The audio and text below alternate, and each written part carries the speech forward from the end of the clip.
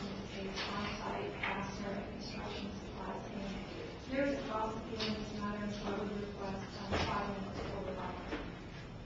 There is really only one issue. Now you can do rebuttal on the main appeal. You're the appellant. Yes, Your Honor. You can do rebuttal on the main issue, on the main appeal. He can do rebuttal on the cross appeal. Yes, sir. I just meant to reserve 5 minutes. Yeah, that's. I just wanted. I think you understood that. I just wanted to clarify. He may actually be the last one to speak, as it turns out. I don't know whether he wants to or not, but we'll see. We reserve 5 minutes for you, and we haven't used any of it during this period. So go ahead. You have a full 15 minutes. There's really only one question pending before the court on the appeal, and that is whether the trial court erred when it found or declined to find coverage under a property extension under the insurance policy for newly acquired property or location. There were really no issues of disputed fact before the court below. It was decided on summary judgment. The parties filed cross motions for summary judgment. The appellant in this matter filed an affidavit stating the amount of the loss, which occurred due to a theft on the property, was in the amount of $19,400 some odd dollars. That amount was not disputed by the insurance company. The trial court correctly determined that there was coverage under the policy, but instead of finding coverage under the newly acquired property extension, which would have allowed $100,000, or only have $100,000 in coverage, and thus covered the entire loss for the appellant, determined that there was coverage under another provision of the policy that had not been raised by the parties, and that was an extension that applied to property that was located outside. And so really the only issue, and I don't believe that there is any dispute by the appellee that both of these coverage extensions do apply. Now, did the trial court hold a hearing on the motions? It did, Your Honor. And at that hearing, there is no transcript of the hearing, but in the briefing, the extension that was raised was the newly acquired property extension. And that extension, and just by way of brief background, what happened in this case was that the appellant had 2 locations, one in St. Augustine and one in Orange Park, Florida, that were both covered under the policy, and had a need to acquire additional warehouse space for some additional inventory, and so they entered into a lease agreement. So it was a new location for storage of the inventory. And the extension that was raised, and it was briefed to the court, is contained in Section 5, which covers coverage extensions in the policy. And there's no dispute again that the policy covered business personal property, so it did cover the property issue that was stolen here. But this provision of the policy provides, if this policy covers your business personal property, you may extend that insurance to apply to business personal property, including such property that you newly acquire at any location that you acquire other than fair trade shows or exhibitions. This was a new lease for additional warehouse space. This particular provision also provides that it extends for 30 days, acts similar to, when you purchase a new automobile. You would have 30 days if you were in a car accident. After that time, normally it would cover an additional vehicle. And so, really what happened, we don't know really why the trial court went with a different extension in this matter. In the order of, granting summary judgment, did the trial court even address the newly acquired constructed property provision in the order? It did not, Your Honor. It did not. And the case law is very clear that the trial court needs to read the policy as a whole, and that it needs to construe the policy to provide the greatest indemnity that is possible. Now, we don't contest that the property off-premises exception or extension, would apply as well. But clearly, the newly acquired property extension is the extension that would apply in this case. And again, that is because there was an additional property acquired by lease. The loss occurred approximately 15 days after that new lease went into effect by agreement between the appellant and the landowner. And the property that was taken was covered. There has been no dispute at the trial court level or really in this appeal as to any of those facts that the property was covered. The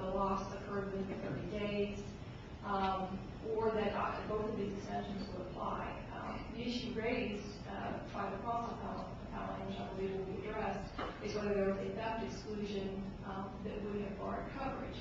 And in the policy, there was a theft exclusion that applied to one location but not the other. And so by a plain reading of the newly acquired property extension, because the policy provided coverage for the loss, for the stolen property, just by a plain reading of the insurance policy, then the additional inventory that was housed at this newly acquired property would also be covered under the policy. And so for that reason, we would respectfully request that the court reverse the trial court only insofar as the trial court did not go far enough and determine that there was coverage under the correct provision in the policy. And if there are no questions by the court, I will reserve the remainder of my time for response. Thank you. May it please the court. My name is Tracy Wilkinson. I'm with the law firm of Shoe Smith and Noe here in Jacksonville, and I'm here to court on behalf of the Appellee Cross Appellant Mapfre Insurance Company of Florida, the defendant in the underlying trial court case. I will not reserve any time. As your honors have seen, this is a fairly simple issue, and I'll cut right to the core of it. And I say that by starting out and saying that what Ms. Russell has identified as the pertinent facts are in fact the pertinent facts. They are not in dispute. That is why, of course, competing motions for summary judgment were brought before the trial court. And I will also acknowledge that I believe that both of the extensions that are applicable here or have been raised here would apply to this loss if, in fact, this loss is not excluded by the theft exclusion that was part of this policy. That is the issue for this court to decide whether, in fact, that theft exclusion was applicable. I would submit to you that the theft exclusion was, in fact, applicable to this newly acquired or off-premise property, and as such, not only should the trial court's order granting summary judgment be set aside, but the summary judgment be entered on behalf of Mapfre, and let me describe why that is the case. To do so, I think we have to go back to when this policy was first taken out. The policy was taken out in April of 2007. The matter in question, the burglary theft in question, occurred the latter part of October of 2007. And when it was taken out, there were in fact two locations that were insured. There was one in Orange Park, there was one in St. Augustine. The property in Orange Park, located at 1045 Landing Boulevard, Suite 203, had applied to it a theft exclusion. This was in fact the main office for the property. It was decided between the parties, between On-Site and Mapfre, that a theft exclusion would in fact apply to all of the property there at that location. With respect to what might be called an ancillary piece of property, that was the one in St. Augustine, located at 110 Cumberland Park Drive, that in fact covered theft. There was no theft exclusion applied to that particular piece of property. What happened was, and what is expressed in the deposition transcript of Mr. Hewitt, which is pretty much a large part of the record in this case, was that the lease on that property in St. Augustine expired, therefore that property was no longer available to the insured to store in the inventory. He needed further or additional space, and it just so happened that the property manager that he was renting from there at 1045 Landing had available space just a few doors down at 1033 Landing Boulevard. And the plan was to take over that property, or to at least execute a lease towards the end of October to the beginning of November of 2007.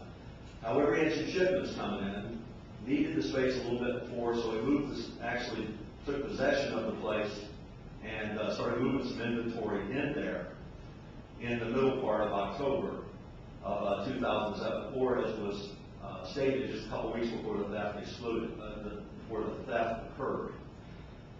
The theft occurs towards the end of October. Thereafter, there is a claim made, and the theft exclusion is applied with respect to denial of the claim. And the reason is that it is applied, and the reason I think this court should apply it, is very clear, looking at the policy in its entirety, that the parties intended, when the policy was taken out, to exclude theft with respect to any piece of property and with respect to newly acquired property and with respect to any off-premises property except for property located at the St. Augustine address. I think it's very clear. You just look at the policy, also part of the record, reading it in its entirety, and as a whole, it is reasonable interpretation of the policy to conclude that the theft exclusion applied with respect to this particular loss and with respect to the coverage, and the coverage should be found to be barred and the case remanded for the purpose of Is it enough for you for that to be a reasonable interpretation? I mean, if there's another reasonable interpretation, don't you lose what the trial judge right on that point? I would submit, yes, Your Honor. That would be Because the case. the judge was saying essentially this is ambiguous, so because you draft the policy, then, well, I'm going to find it that the theft clause doesn't trump the other clause, right? I would agree with that. I would submit, though, there is But you say it's not ambiguous. I say it's not ambiguous. That is correct, Your Honor. And I think was a little bit quicker than you, but I believe that's all I have questions. Well, and you embarrass me for explaining the clock and all these time procedures. But I think that speaks well of both of you. Don't necessarily feel like you have to use the time just because you have it. Right. So, thank you. Thank you. Unless you have your question. I don't, but I don't know how that's No, council may have 9 minutes left, of course. You're going to use all 9? And after that comment, I guess I'd shame you into not using it. You're certainly willing to use all of it, or able to use all of it if you want. Really, I want to bring up one point to the court, and that is that the majority of what Mr. Wilkinson just stated was not in the record and was not argued at all to the trial court. The motions for summary judgment were entirely a matter of the interpretations of the policy, and as the court recognizes, any ambiguity that is there has to be construed in favor of the insured. I don't know that there is an ambiguity because the policy, the newly acquired property extension says if this policy covers your business personal property, and clearly the policy did cover business personal property at one of those 2 locations. Now, when the trial court order came out and did not rely on the provision you argue here, your client did not file a motion for rehearing, right? We did not file a motion for hearing. Is it preserved? Oh, I believe that it is because it's purely an interpretation of the contract. I know you argued that provision in the summary judgment, right? We did, Your Honor. It's in both our memo and our motion for summary judgment. It was the only provision that was argued. Right, and the other side didn't argue the $10,000 provision either, right? No. Both, one side argued 0, the theft exclusion. You argued the $100,000 limit provision. The trial court, lo and behold, comes out with an order that says, I find another provision applies, and that's the $10,000 limit provision.